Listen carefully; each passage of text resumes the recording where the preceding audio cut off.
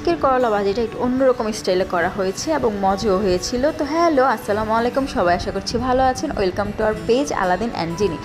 তো আমরা ভালো আছি আলহামদুলিল্লাহ। তো আজকের দুপুরে মেনুতে ছিল হচ্ছে বেগুন, আলু আর টমেটো দিয়ে মাছ। এখানে দুই রকমের মাছ ছিল, একটা হচ্ছে সিলভার কাপ আর একটা হচ্ছে রুই মাছ। আমি তো রুই মাছ খাবো কারণ আমি সিলভার কাপ খাই না, আর তারা বাবা ছেলে সিলভার কাপ খাবে। তো এদিকে কাঁচামরিচ আর আমার নিজের গাছের বিলাতি পাতা দিয়ে তরকারিটা নামিয়ে ফেলবো। সাথে ছিল বেগুন ভর্তা। তো আমি লাইভটাতে আপনাদের দেখিয়েছিলাম, বেগুন কেটে নিয়েছিলাম, আর লাইভটা কেটে যাওয়াতে পুরোপুরি রান্নাটা দেখাতে পারিনি।